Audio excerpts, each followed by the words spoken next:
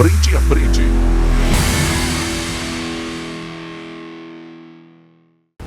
Olá, eu sou Hildo Silva, esse é o Frente a Frente e você está na UniTV, emissora educativa que faz comunicação com toda a nossa região e também pela internet, onde temos mais de 92 mil seguidores inscritos no nosso canal no YouTube. A entrevista de hoje do Frente a Frente é com o professor Dr. Acioli Cancellier, formado em matemática pela Universidade Federal de Santa Catarina, é mestre em análise de sistemas pelo INPE e doutor em engenharia e mecânica do Instituto Tecnológico da Aeronáutica, o ITA, que fica em São Paulo. O professor Cancellier está aqui para a gente conversar sobre o irmão dele, o professor mestre em Direito, o professor Luiz Carlos Cancellier, o Cal Cancellier, que era reitor da Universidade Federal de Santa Catarina, foi reitor da Universidade Federal de Santa Catarina e depois de uma ação do Ministério Público e da Polícia Federal, 18 dias após a soltura, o professor foi preso no dia 14 de setembro de 2017 e 18 dias depois acabou por cometer suicídio. O professor Cal Cancellier, inclusive, leva nome da Lei 13.869 de 2019, que trata dos crimes de abuso de autoridades. E o que foi feito pela Polícia Federal e pelo Ministério Público é considerado um desses abusos.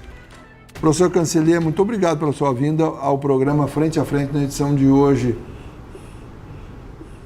O que dá para dizer hoje, passados quase 8 anos, em setembro acontece 8 anos da prisão, não foi prisão, é uma prisão, mas é chamado de coerção, condução coercitiva, que é uma prisão, é levado à força para prestar depoimentos. O que aconteceu com o professor Cancellier, o Cal Cancellier, no momento da prisão? O que o senhor tem de informação? Olá, telespectadores da UniTV, obrigado pelo convite, é uma honra estar diante de tão qualificada comunicação, de meio de comunicação, e especialmente da minha cidade natal, Tubarão, né? Nasci aqui em Tubarão, assim como o meu irmão, o Cal Cancellier, e o Júlio Cancellier, somos os 3 irmãos. A pergunta que o senhor me faz é uma pergunta que eu me faço todos os dias. Passados quase 8 anos, o que mudou desde aquela data fatídica de 14 de setembro de 2017, quando ele e mais 6 professores foram conduzidos coercitivamente, depois conduzidos à prisão estadual, prisão de segurança máxima, presídio de segurança máxima, e 18 dias após, ele não suportando a infâmia da qual ele foi jogado na lama, se suicidou. Decorridos quase 8 anos, eu noto sim uma mudança significativa, porque naquele ano fatídico de 2017, quando ocorreu a prisão e a subsequente morte do meu irmão, a sociedade ainda estava refém de uma, eu vou usar a palavra que hoje é atual, na época não usava muito, de uma fake news, uma falsa notícia. A notícia veiculada por todos os grandes meios de comunicação, escritos e televisivos e portais de internet, que o reitor Cancellier era o líder de uma organização criminosa que desviou 80 milhões da sua querida universidade. Da minha querida universidade também, porque lá sou graduado. Então, naquele momento, a sociedade teve a visão que lhe foi imputada pelos meios de comunicação e veiculada pela própria delegada Érica Marena, que conduziu o inquérito. O estranho de tudo isso é que o inquérito não há acusação de apropriação de dinheiro, nem se refere aos 80 milhões. Não existia isso no inquérito. Mas a delegada, no instante que o Cal estava sendo preso, ela deu uma entrevista coletiva à imprensa e, no site da Polícia Federal, repetiu essa infâmia. Reitor da universidade lidera uma organização criminosa que desviou 80 milhões de reais da universidade. Então, passados quase 8 anos, nós passamos da percepção da sociedade como Cal um criminoso e, na sequência da sua morte, um criminoso que morreu porque tinha culpa, para hoje nós temos já uma percepção quase unânime na sociedade que Cal era aquilo que nós todos sempre acreditamos. Cal sempre foi inocente. Cal e os outros professores com ele presos. Então, a mim, me regozijo isso, porque grandes setores da sociedade, grandes ações como um livro do Marcum, como o documentário do GGN, como a peça de teatro que foi levada, foi encenada aqui em Tubarão ontem, ela mostra que a sociedade está finalmente, quase 8 anos depois, tendo a percepção do nosso lado, da nossa verdade. E a verdade que levou o Cal à prisão e a verdade que levou o Cal à morte, a verdade deles era uma falsa verdade, era uma falsa acusação. O deles, o Ministério Público e a Polícia Federal. Eu acredito assim, eu gosto de repetir uma frase do senador Nelson Wedekind, que foi um grande amigo do Cal, e que senador catarinense, e que juntos trabalharam em vários momentos da história catarinense, inclusive no Senado, onde o Cal foi assessor dele. Logo após a morte do Cal, o senador escreveu um artigo chamado As Mãos que Empurraram o Reitor. E o senador, ele identifica 3, não foram uma nem 2 mãos, foram 3 mãos. Primeiro, o processo investigativo interno dentro da universidade é conduzido por um adversário político da política estudantil, a política universitária, que fez um relatório enviesado, totalmente com falta de base, que serviu para fundamentar o inquérito, aí a segunda mão, da delegada Érica Mariano da Polícia Federal. Auxiliada pelo Ministério Público, que acolheu uma denúncia vazia, uma denúncia sem nenhum peso, sem nenhuma evidência. E a terceira mão, né, que empurrou foi a veiculação espetaculosa da imprensa nacional, da grande imprensa nacional. Eu lembro, por acaso, eu estava em Florianópolis naquele dia, aquele fatídico dia em que o Cal foi preso. No 14 de setembro de 2017. 14 de setembro de 2017. No principal noticiário da manhã, que é da TV Globo, a apresentadora histericamente gritava: roubalheira na universidade. Ora, quando a TV Globo, que tem uma penetração incrível em todo o Brasil, explode com uma manchete que roubalheira na universidade comandada pelo reitor Cancelheiro, isso é uma mão, não é uma mão só que empurra, é um conjunto de forças que empurraram o Cal daquele 7º andar do edifício do Shopping Beira-Mar. Então, a responsabilização, eu posso dizer isso, eu responsabilizo e eu me responsabilizo por essa declaração. Foram 3 os fatores que empurraram o Cal daquele edifício. Foi uma denúncia vazia, o acolhimento da denúncia pela Polícia Federal e pelo Ministério Público e a divulgação espetaculosa de um crime que não estava no inquérito. Sabe, aos que não conhecem, eu faço uma breve digressão sobre o tema. Eu ia lhe perguntar isso. A operação chamada Ouvidos Moucos. Né? Ouvidos moucos são ouvidos de surdo. Surdos. O mouco é surdo. Então, surdo. Ouvidos que não percebem nenhum som. Então, ouvidos moucos. O que foi a operação, professor? Primeiro, o título da operação era irônica, porque quem fez Ouvidos Moucos foi a Polícia Federal, o Ministério Público e a imprensa, que não ouviram preventivamente o outro lado. Isso se chama ouvidos moucos. Isso é a caracterização do ouvido mouco.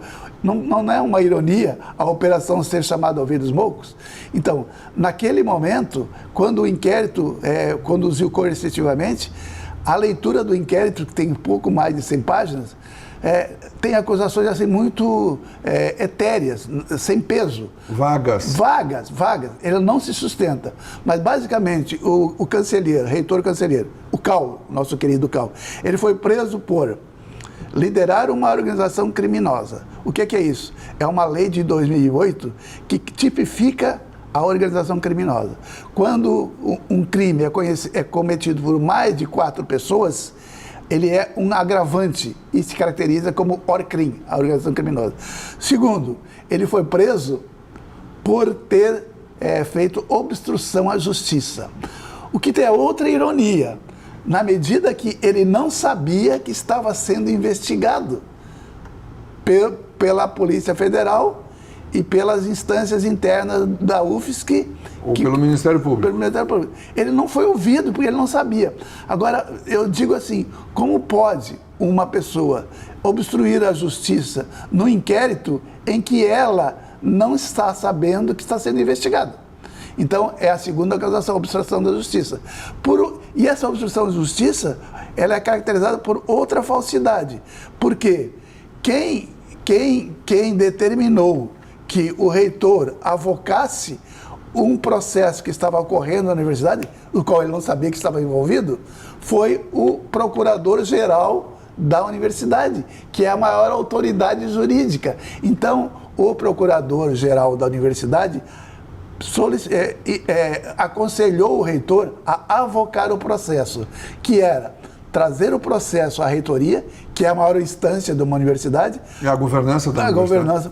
Para que fosse explicado por que havia sido interrompido o fluxo de recursos da CAPES, que financiava o programa Universidade Aberta do Brasil, alvo dessa operação.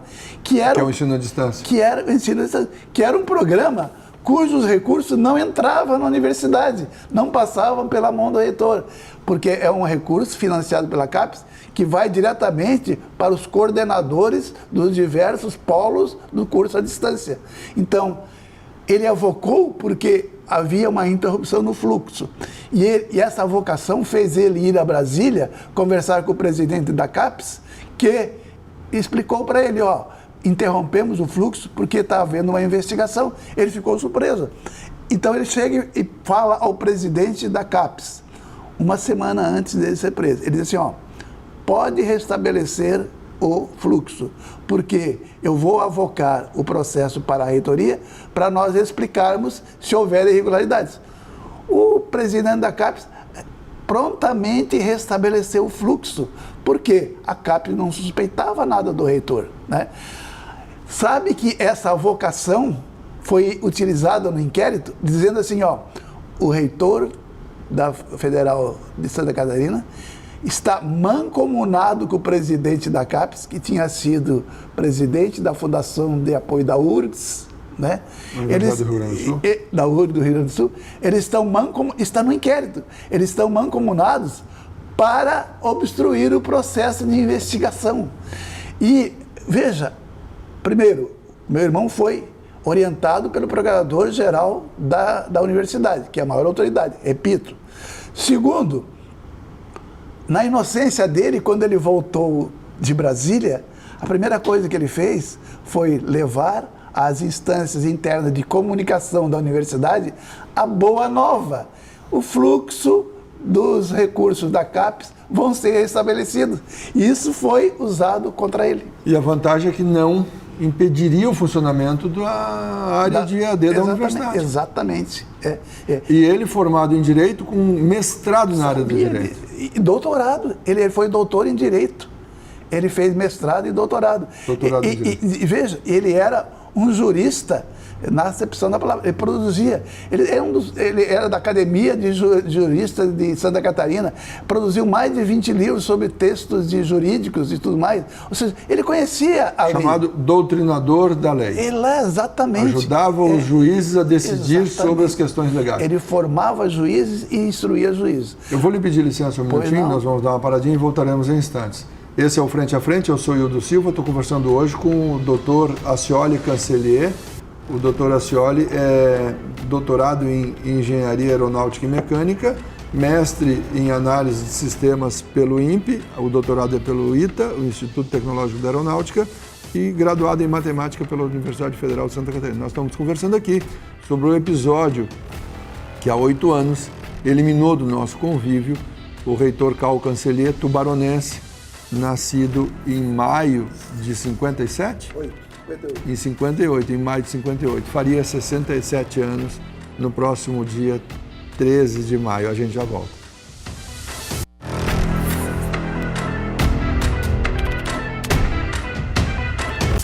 frente.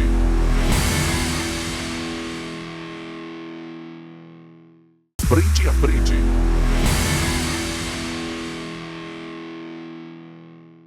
Muito bem, já estamos de volta com o programa Frente a Frente. Na edição de hoje eu estou conversando com o Dr. Acioli Cancellier, irmão do ex-reitor da Universidade Federal de Santa Catarina, professor Luiz Carlos Cancellier, Dr. Cal Cancellier, graduado em Direito, reitor da universidade. Ele foi levado coercitivamente pela Polícia Federal em setembro de 2017 para ser ouvido. Quando o reitor foi levado à Polícia Federal, ele não sabia do que estava sendo acusado? Não sabia. O senhor leu o inquérito, professor? Li o inquérito. No inquérito tem defesa do professor Cal? Não tem nada. O inquérito, ele é uma peça acusatória, do qual eu volto a falar, né, da Operação Ouvidos Mútuos. Nem ele, nem os outros professores foram ouvidos preventivamente. Eles tinham endereço fixo, eles não tinham antecedentes criminais, né? Eles Cargo Público Federal? Cargo Público Federal. Nunca foram ouvidos. E aí, não foram ouvidos e não sabia que estavam sendo investigados, né? Então, naquela manhã de 14 de setembro, quando, às 6 horas da manhã, na época isso era comum, a condução coercitiva, hoje não é mais permitida a condução coercitiva, e eu digo que a morte do Cancellier, nós vamos voltar a falar mais, não foi em vão, porque um dos reflexos foi proibida a condução coercitiva de pessoas que têm endereço fixo e não têm antecedentes criminais. Isso hoje não é mais possível. Isso está na Lei 13.869 de 2019, Isso. Que leva o nome do reitor. A Lei Cancellier. Lei Cancellier. Tramitou na Câmara e no Senado. Crime contra o abuso do poder. Isso. O relator da lei no Senado foi o senador Requião, que inclusive sugeriu que a lei se chamasse, quando foi aprovada, a Lei Cancellier. Então, naquele de 14 de setembro, quando ele e os outros professores foram... Eu gosto sempre de falar dos outros professores, porque... Foram outros 6 professores. O Cal morreu, mas os outros professores estão vivos e respondendo inquérito até hoje, 8 anos, pagando financeiramente, custos elevados e custos emocionais extremamente dolorosos. Então, naquele 14 de setembro, quando ele foi conduzido coercitivamente pela Polícia Federal, num processo espetaculoso, com todos os veículos de comunicação, já às 6 horas da manhã, já estavam lá avisados, né, levados para a Superintendência da Polícia Federal, onde eles foram ouvidos durante 6 horas, das 10 da manhã às 14 horas às 16 horas da tarde, eles ficaram sendo ouvidos. Mas o ouvir, novamente, remete à Operação Ouvidos Mútuos. Eles não falaram a respeito de detalhes. O que eles queriam naquele momento é que o reitor e os outros presos confessassem delitos envolvidos em desvios de recursos da Universidade Aberta do Brasil, que ensina à distância, na Federal de Santa Catarina, programa que começou em 2007. Lembrando que Cancellier assumiu a reitoria em maio de 2016. Ou seja, se delitos ocorreram 10 anos antes, em 3 gestões anteriores a ele. Então, ele ficou 1 ano e 4 meses na reitoria. Ele estava 1 ano e 4 meses. Apenas, então, somente 1 ano e 4 meses como reitor. Exatamente. Então, quando ele foi ouvido por policiais federais que não estavam preparados para interrogá-los, os policiais federais, eles foram todos muito truculentos e ameaçadores, no sentido que ele e os outros professores que foram ouvidos, todos individualmente, né, que eles confessassem os seus delitos, e sempre ameaçando. Se você for o primeiro a confessar, você vai ter o benefício, que se chama isso delação premiada. Mas nem ele, nem os outros, eles podiam confessar, porque eles não sabiam a magnitude do que eles estavam sendo acusados. Mas, principalmente, e eu volto a pontuar isso, porque é minha convicção, Cal morreu não por esse indiciamento. Cal morreu não pelos crimes que ele estava sendo acusado, que estava no inquérito. Porque ele, como jurista e conhecedor da lei, ele saberia que não se sustentava. E qualquer advogado mediano que o defendesse, o livraria dessa acusação. Cal morreu por uma acusação que não estava no inquérito, que é ter desviado 80 milhões da universidade. Então, após as 16 horas, às 4 horas da tarde, quando se encerrou esse primeiro interrogatório, ele foi levado à penitenciária de segurança máxima, um presídio lá no bairro da Trindade, onde ele foi, durante 2 horas, ele passou por um processo humilhante, extremamente doloroso. De revista? A revista íntima, inclusive, mas vestiu o macacão laranjado, que estigmatiza qualquer um, e depois essas fotos foram vazadas, né? E em seguida já estavam nas redes sociais as fotos do reitor com o macacão laranja. Ele foi macacão de um preso. Que é a caracterização de um presidiário. Sim. Algemado e acorrentado, algemado nos braços e acorrentado nas pernas, como um criminoso já condenado. De alta periculosidade. De alta periculosidade. Num presídio que é um presídio que abriga os principais criminosos da região sul. E, às vezes, criminosos de outras regiões que são perseguidos nas suas facções são enviados para Florianópolis.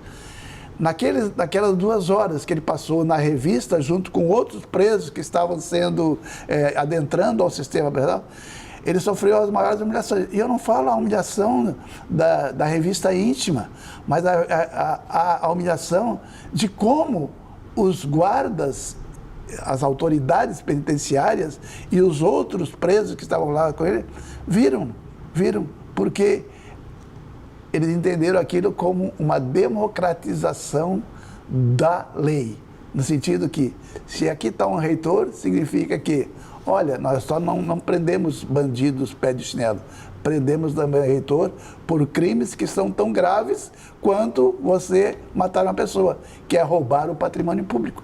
Ele foi submetido a essa humilhação. De fato é grave. Contudo, sim, não era verdadeiro. Não era verdadeiro.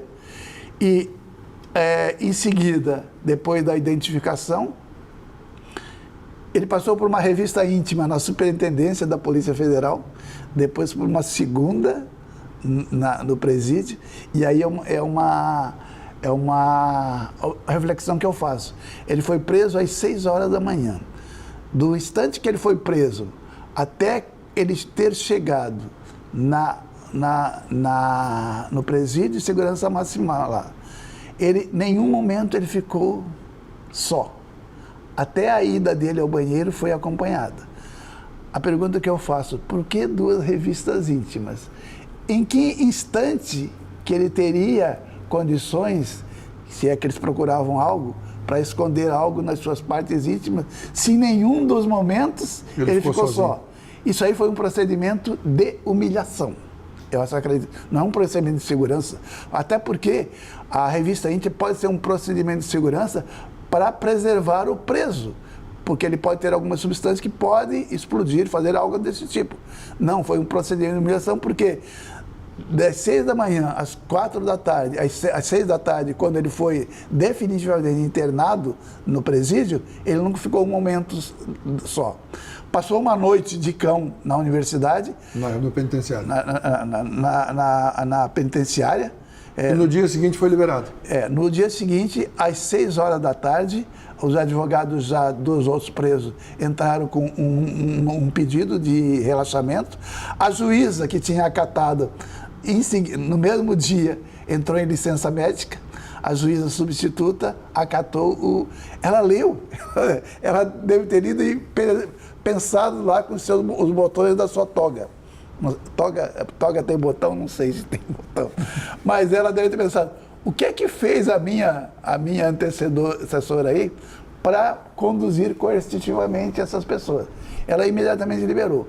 E às 9 horas da noite do dia seguinte, ele foi liberado, dia 15 de setembro.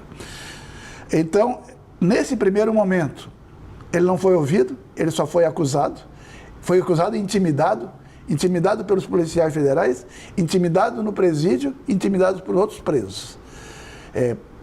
E no dia seguinte, quando ele foi liberado, foi para sua casa e 18 dias depois ele suicidou. Suicídio. Eu até acho que a gente poderia conversar algo que eu acho que é muito esclarecedor. Eu moro em São José dos Campos, São Paulo. O Júlio, o meu irmão, que morava em Florianópolis, ele me liga e diz assim, uma semana depois que tinha acontecido isso. Venha para Florianópolis porque o Cal ele não está bem, ele não quer querendo sair do apartamento, coisas assim. O senhor conversou com ele, professor? Então, aí eu fui para Florianópolis. Eu passei os 7 últimos dias morando com ele, no apartamento dele. Ele morava sozinho, ele morava num apartamento, numa rua em frente à universidade. A condução coercitiva foi acompanhada de outras medidas. Uma delas é proibi-lo de entrar na universidade. Se ele atravessasse a rua, ele poderia ser preso. A vida dele era a vida. Universidade. Ele foi proibido de manter contato com outras pessoas da universidade e proibido de qualquer atividade ligada à universidade. E foi confiscado celular, tablet, computador, tudo mais. Eu fui para Florianópolis e passei os 7 últimos dias da vida dele conversando com ele. Ele estava extremamente assustado pela repercussão que tinha acontecido em nível nacional. Às vezes eu queria ligar a televisão, ele não permitia, porque ele não queria ouvir, porque sabia o que ia acontecer, o que seria veiculado lá.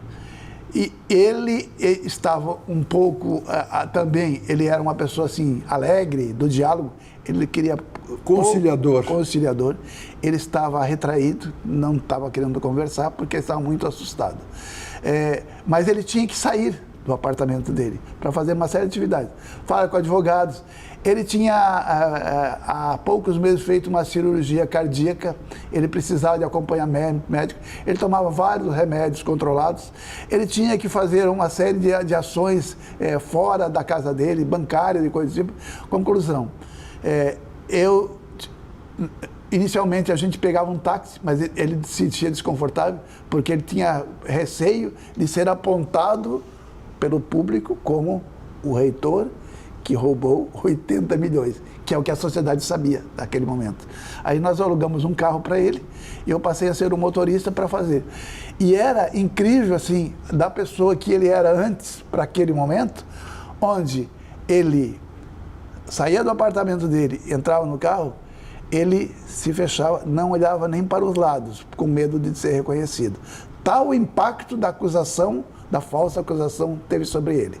E no dia 2 de outubro de 2017, no dia 1º de outubro, é uma curiosidade, 1º de outubro era um domingo. Naquele domingo, Hercílio Luz e Concórdia disputaram uma partida de futebol pela Série A2 aqui em Tubarão. Nós, como antigos torcedores do Hercílio Luz, eu inclusive fui garoto do placar do estádio Aníbal Costa. Eu e Júlio convidamos o Cal, vamos para Tubarão assistir, porque se o Hercílio ganhasse do Concórdia, ele passaria na Série A. Não, ele falou, eu não quero ir porque eu vou ficar com meu filho. Ele tinha um filho lá, né? Ele não morava com o filho já tinha vida própria. Ele falou, eu vou almoçar com meu filho. Mas na realidade ele não almoçou com o filho dele. Ele só nos afastou da casa dele. Eu estava morando na casa dele. Ele falou, eu não vou para Tubarão, eu vou ficar aqui em Florianópolis. Mas vocês podem ir? Vão vocês. Terminado o jogo aqui em Florianópolis, em Tubarão, voltamos para Florianópolis. Eu chego na casa dele, eu não tinha chave, porque ele não saía de casa. Eu toco o interfone, não atende. Eu ligo para o telefone fixo dele, porque ele não tinha mais celular. Ele não atende. E eu não pude entrar. E o porteiro falou, o professor Cancelheiro saiu de táxi. Falei, estranho, né? Era domingo à noite. Falei, tudo bem. Fui para a casa do Júlio. Quando chegou 11 horas da noite, ele ligou da casa dele. Ele falou assim, não, eu fui jantar com o meu filho e tal, e deu uma explicação. Amanhã, você dorme aí no Júlio, que amanhã você vem para cá de novo. Isso aconteceu no dia 1º de outubro. No dia seguinte, pela manhã, às 8 horas, 8h30 eu cheguei na casa dele. Ele tinha deixado um bilhete dizendo que ele ia dar uma saidinha e já voltava, que a chave estava na portaria. Aí eu subi para o apartamento dele e fiquei esperando por ele. Já naquele momento ele já tinha ido para o shopping, ele estava esperando o shopping abrir. Já tinha tomado a decisão. E no dia anterior, quando eu cheguei na casa dele, que ele não estava, ele estava no shopping, no 7º andar, onde ele foi assistir a um filme. Naquele instante estava passando o filme A Lei é para Todos, que era um filme autoelogiativo da delegada Érica Marena, a musa do lavajatismo. Ele deve ter, eu não sei se ele foi assistir aquele filme, nós não sabemos, mas estava passando o filme A Lei para Todos. Isso que lá, mas ele foi para lá, não foi para assistir o filme, ele foi para examinar o local do qual ele se atiraria. Às cerca de 10h15 da manhã, eu estava na sacada do apartamento dele, uma vizinha falou assim, você é conhecido do reitor? Eu falei assim, sou irmão. Acabou de dar na televisão que ele suicidou. Assim que eu soube. Eu estava na casa dele, uma pessoa falou. Eu liguei para o Júlio e falei, Júlio, você está sabendo de algo? Não, falei, vai direto para o shopping. E decorreu entre o instante que eu liguei para o Júlio e o retorno dele, cerca de 20 minutos. Eu posso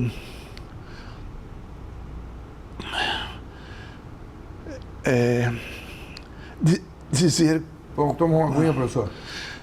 Dizer com toda a sinceridade, foram os piores 20 minutos da minha vida. Uma eternidade. Porque eu já tinha certeza do que ele tinha feito. Porque eu olhei na churrasqueira que tinha na varanda dele e ele estava impedido de fumar. E fumar era o grande vício dele. Por conta da cirurgia cardíaca, ele estava impedido. Naquela noite, ele não dormiu. Ele deve ter fumado mais de 50 cigarros. Aquilo lá é que alimentou ele passar a noite. Era a noite do martírio dele. Eu não acredito que ele tenha dormido naquela noite, mas ele fumou muito. Foi o último prazer que ele teve, porque a decisão dele já estava sendo tomada. Quando 20 minutos depois o Júlio me liga, e o Júlio só me diz, estou passando aí. Eu sabia que tinha acontecido. E eu sabia que tinha acontecido e sabia que ele tinha escondido de nós, porque ele sabia que se tivesse vazado essa intenção dele, nós teríamos tomado uma providência. Mas eu respeito a decisão dele, porque a dor que ele estava sentindo, e a dor, isso depois nós viemos a saber, ele deixou bilhetes. Ele deixou bilhete para a família, deixou para um amigo, deixou um bilhete para o filho e deixou o bilhete de testamento dele, que nós podemos falar depois, que é o bilhete que foi encontrado no cadáver estraçalhado lá. Eu respeito porque eu não sou um apologista do suicídio, nem quero discutir essa questão aqui, mas as razões que o levaram ao suicídio repetem Juvenal, um jurista romano, um tribuno romano e jurista, que dizia o seguinte: eu tenho pena dos que preferem a vida à honra. E eu digo, Cal preferia a honra. A dor que ele sentiu foi compensada por defender a sua honra. E peço, toma uma aguinha, professor. Nós vamos fazer um intervalo, um minutinho, e voltaremos em instantes para continuar a conversa com o professor Acioli Cancellier. A gente já volta.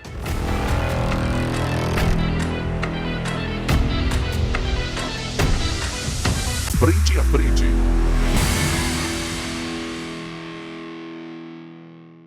Frente a frente.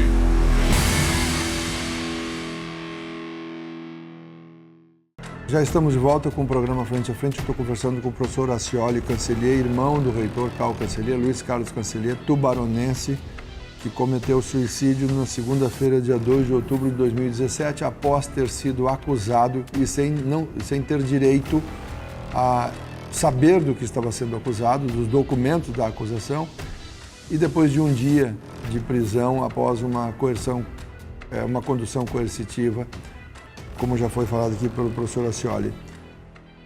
Então o professor Cancellier boicotou a sua volta ao apartamento onde ele estava, para que o senhor não tivesse acesso às intenções dele. Exato. Como é que foram os últimos dias dele, professor? O senhor está falando da sexta-feira que antecedeu ao ato de desespero. Isso. Eu vejo assim, nem eu nem Júlio, que tivemos contato com ele, porque ele não pôde nem receber os amigos no apartamento, porque os amigos deles eram da universidade. Ele só recebeu o senador Vedequim, que não era ligado à universidade, e teve a conversa. O senador Vedequim falou um pouco a respeito das conversas com ele, mas das conversas que eu tive com ele, eu repito, ele estava bastante assustado. Mas eu vejo que ele estava preparando, junto com os advogados, uma defesa a respeito das acusações que estavam no inquérito. Porque eu digo, as acusações do tal inquérito, facilmente ele se livraria dessas acusações. Mas aconteceu algo. Na quinta-feira, que antecedeu a morte dele, que aconteceu na segunda, ele publicou um artigo no jornal Globo. O artigo se chamava O Reitor Exilado, onde ele fala a respeito da curta passagem dele pela reitoria da universidade, dos planos dele, e ele faz uma acusação no sentido que quem estava o perseguindo são as pessoas que não toleram o ensino público, que não toleram a diversidade, que não toleram a inclusão na universidade de pessoas que a sociedade marginalizou, como quilombolas, indígenas, negros, tudo mais. Então, o que aconteceu? Esse artigo teve uma repercussão nacional, o reitor exilado. Então, eu acredito que até aquela quinta-feira ele estava imbuído em se defender junto.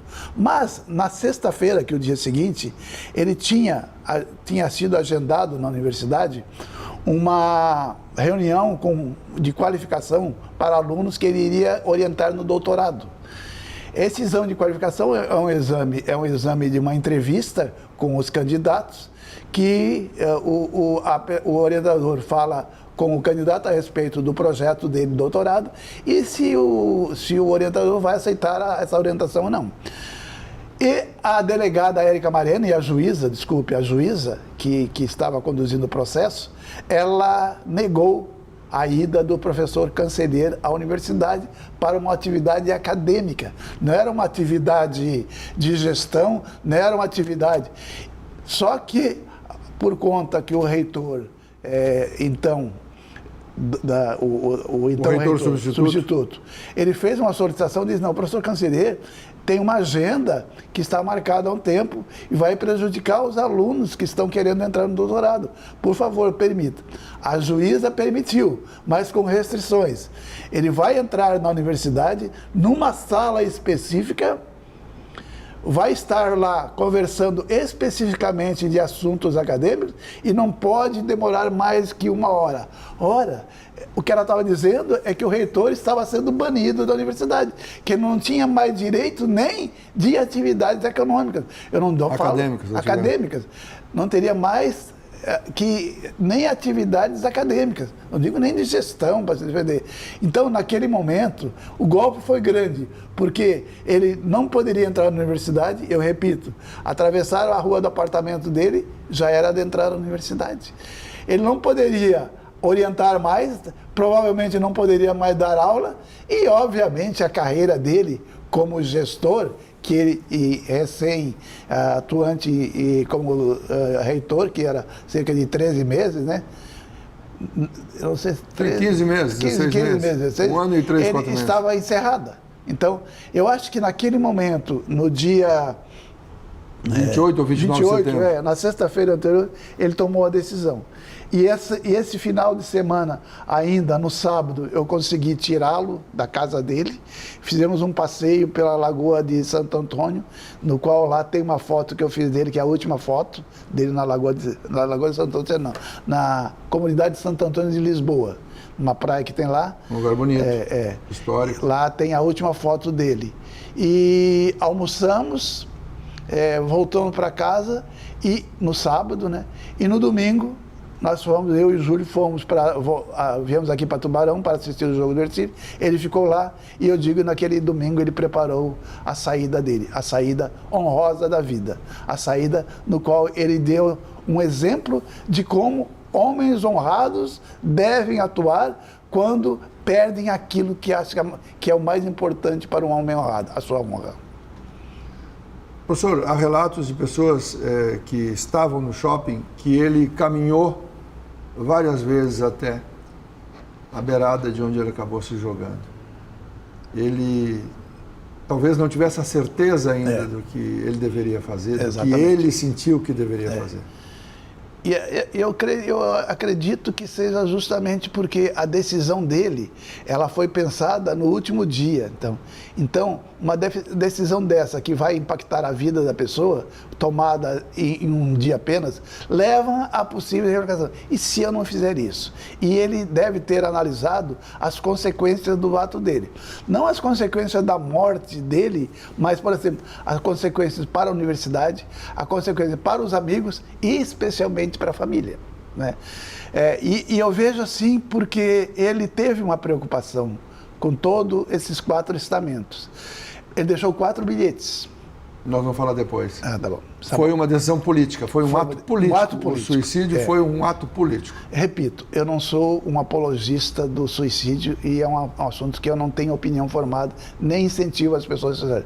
Mas o ato dele foi um ato político, porque o desembargador Lédio Rosa, né, outro tubaronense, que era o grande amigo dele. Foi candidato ao Senado? Candidato ao Senado. Eles começaram a estudar juntos aqui no colegial, foram juntos para Florianópolis, se tornaram adversários na política estudantil de Florianópolis. Ambos concorreram à presidência do Diretório Central dos Estudantes de Florianópolis. Ele foi derrotado por Lédio, mas foi o grande amigo dele durante a vida, né?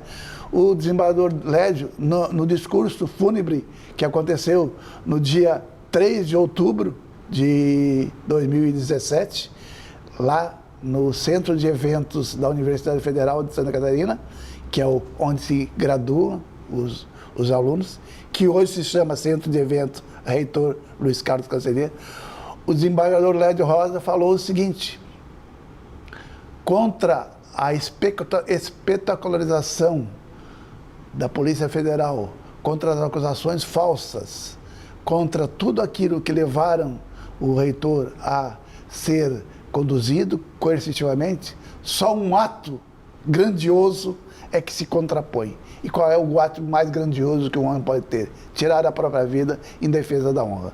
Então, quando ele toma essa decisão de tirar a própria vida como um ato político, ele está fazendo algo que teve repercussões incríveis até hoje.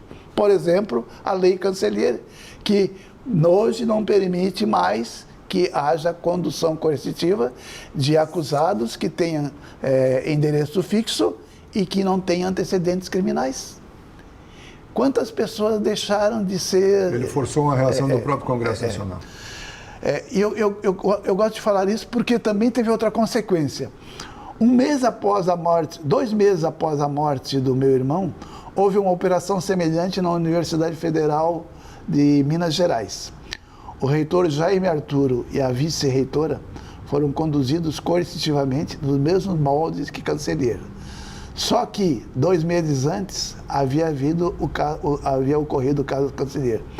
Naquele momento, quando o reitor Jaime Arturo e a vice-reitora foram conduzidos à superintendência da Polícia Federal em Belo Horizonte, a comunidade acadêmica da Universidade Federal de Minas Gerais foi em peso de frente à Polícia Federal de Belo Horizonte. Professores, técnicos administrativos, alunos e a população do entorno foram lá exigir a saída do reitor. E a pressão foi tão grande que 2 horas depois o reitor saiu nos braços da comunidade acadêmica. O que aconteceu com o Cal? Nada. Quando o Cal foi preso, a primeira coisa que aconteceu com o Cal, sabe qual foi? Muita gente apontou o dedo. Apontou o dedo. E não só apontou o dedo, como foram lá na reitoria da Universidade Federal de Santa Catarina. A universidade no qual Cal fez a sua graduação, fez o seu mestrado, fez o seu doutorado, fez o seu concurso público, foi diretor do Centro de Ciências Jurídicas, foi reitor. Picharam. Cancelheiro, devolva os 80 milhões. Ora, que 80 milhões? Que não está no inquérito. Vai devolver que 80 milhões? No mesmo, enquanto o reitor estava preso na Polícia Federal e depois picharam os seus queridos... Um dinheiro que ele não teve acesso porque não passava pela caixa da reitoria.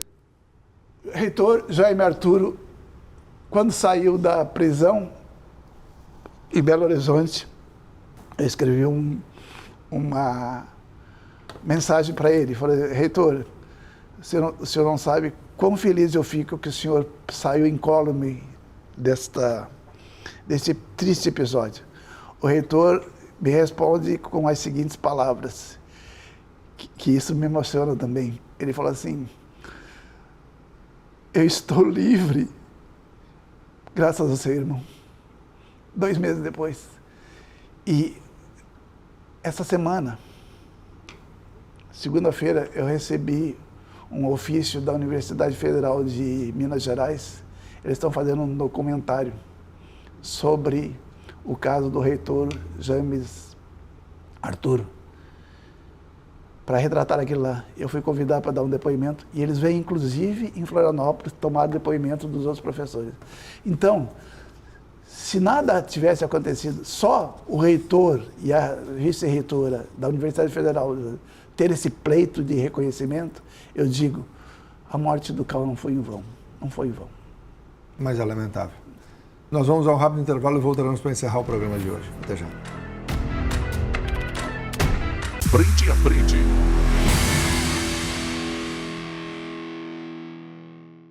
Frente a frente.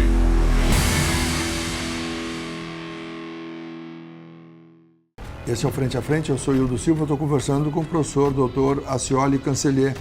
Doutor, o senhor falou que o seu irmão, o professor Cal, aos 40 anos resolveu voltar à universidade, graduou-se em Direito, fez mestrado, doutorado, passou no concurso público e aos 58, 18 anos depois, nessa carreira meteórica, ele comete suicídio para salvar a honra.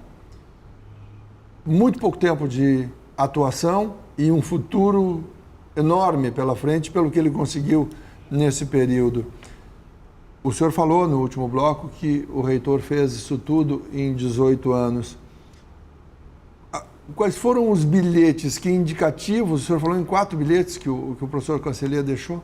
Sim. Cartas testamento, dá para dizer assim? São 4 bilhetes de testamento, todos eles muito, muito sintéticos, né? E não precisava de palavras realmente para exprimir. Ele deixou um bilhete para a família, irmãos, né? O senhor e o Júlio? Eu e o Júlio. Um bilhete para o filho, do qual eu não tenho acesso, porque a gente nunca quis perguntar para ele, porque é uma coisa muito íntima. Ele deixou um bilhete para um colega dele, professor da universidade, que também é no sentido de reforçar a importância da universidade, mas ele deixou o bilhete de testamento. Eu vou falar de 2 bilhetes. O bilhete para a família. O bilhete para a família, basicamente, ele diz o seguinte: amo vocês demais, mas a dor que eu estou sentindo é maior do que qualquer outra coisa, força. Então, realmente, aqueles 2 últimos dias, digamos, o sábado e o domingo que antecederam, ele estava sofrendo muito, né? Ele estava sofrendo muito e ele não via saída para ele, no sentido que a carreira dele estava totalmente prejudicada, porque ele ia ser conhecido por todo o resto da sua vida como o reitor que roubou 80 milhões. Mesmo que ele viesse a ser inocentado e tudo mais. Mas eu considero a coisa mais importante é o bilhete, que é o bilhete de testamento dele, que foi encontrado no bolso da sua calça. Quando o seu corpo se lançou do 7º andar, estraçalhou-se no solo e quando foi revistado tinha esse bilhete. O bilhete era sintético, dizia: a minha morte foi decretada quando foi banido da universidade, né? E lembre-se que eu digo que a acusação e as implicações da acusação envolvia a perda do cargo, o banimento da universidade, não poder entrar na universidade e não poder conversar com ninguém na universidade. Isso é banimento, né? É um banimento. Ele achava que dificilmente ele voltaria a ter acesso e continuar a carreira dele na universidade que deu a projeção para ele, né? Então, esse bilhete, a minha morte foi decretada quando fui banido da universidade, ela tem, além das palavras, ela tem uma simbologia. O significado inteiro. Inteiro. Quando, naquela semana que eu fiquei com ele, nós conversamos muito, e ele me introduziu ao escritor israelense Amos Oz. Amos Oz é um escritor israelense, mas é um escritor que não é sionista. Ele é judeu, mas não sionista. Ele defende, inclusive, as duas pátrias, a Palestina e Israel. E ele é um defensor, é um humanista, Amos Oz. E ele me deu vários livros do Amos Oz. Ele falou assim, olha, leva para ti esse livro. E deixou em cima, o livro deixou em cima, perto do sofá, quando eu fosse embora, ele levava os livros. Quando nós pegamos o bilhete, eu olhei o bilhete estava escrito num pedaço de livro rasgado, sabe a última página do livro, que é em branco? Era um papel de boa qualidade, a impressão, era papel tipo couché, né? E eu falei assim, nossa, de onde ele tirou esse papel? Ele não costumava escrever em papel couché, né? Escrevia em papel comum, sulfite. E eu pego o livro do Amos Oz e coloco na minha mochila e levo para São José dos Campos. Quando eu abro em São José dos Campos o livro, vou folhear o livro, na última página estava rasgado, né? Estava rasgado. Ele usou o autor para mandar o recado sobre... Sabe o que é que o Amos Oz defende? Tolerância, diálogo, participação, humanismo. É o maior humanista judaico hoje que nós temos. E são características do professor Cal. Exatamente. Um homem conciliador. Conciliador. Então, aquele recado que ele deu não se atinha às palavras, mas o gesto de remeter o bilhete dele escrito num autor que ele considerava. Muito simples. Amos Oz. Professor, hoje foi apresentado em Tubarão uma peça que é A Dor da Gente não sai na mídia, não sai no jornal, não aparece na imprensa. Isso que o senhor fala retrata, essa peça simboliza em muito. Exatamente. A dor que o professor, mais do que a sua dor, a dor que o reitor sentiu? Sentiu, foi imensa, imensa. A Dor da Gente não sai no jornal é um verso de uma canção composta pelo Chico Buarque de Holanda na década de 70, onde ele fala a respeito de uma ópera que ele escreveu e que das tragédias diárias das pessoas. Tratava do endurecimento do regime militar. Exatamente, simbolicamente. E falava assim que a dor da gente não sai no jornal. E a peça escolheu, os produtores da peça escolheram esse título porque é aquilo que refletiu. Os jornais foram espetaculosos. Os jornais não perceberam a dor. Não perceberam a dor e não perceberam como eles impulsionaram essa dor. A dor foi agravada pelas manchetes de jornal. Silvio Tender, um excelente documentarista, ele há 2 semanas lançou no Rio de Janeiro o filme Justiça em Estado de Exceção, que é 4 casos de injustiça. O caso Cancelheiro é um deles. Provavelmente esse filme será exibido em Florianópolis em breve. Assim como essa peça e o filme são ações da sociedade que nós, da família, vimos com bom grado, recebemos isso como uma forma de mostrar à sociedade algo que é aquilo que nós sempre acreditamos. A sociedade vai perceber que Cal sempre foi inocente. Acreditamos nisso. Eu peço desculpa por ter feito o senhor reviver esse período tão dramático da vida de vocês, da família Cancellier, e agradeço muito a sua vinda aqui hoje. Eu que agradeço por essa oportunidade. Como eu falo, a sociedade está cada vez mais recebendo informações via peças de teatro. Existe um filme chamado 18 Dias, que está sendo produzido, vai refletir esses últimos dias. Existe o livro do Marcum, Recurso Final. Existe o documentário do GGN, Leivar o Reitor. E sim, a sociedade finalmente está conseguindo ver o outro lado. O lado que mostra que, como eu falei, aquilo que nós sempre acreditamos. Reitor Cancellier sempre foi inocente. Obrigado, professor. E obrigado a você por acompanhar o programa na edição de hoje. Continue com a programação da UniTV e até o nosso próximo encontro.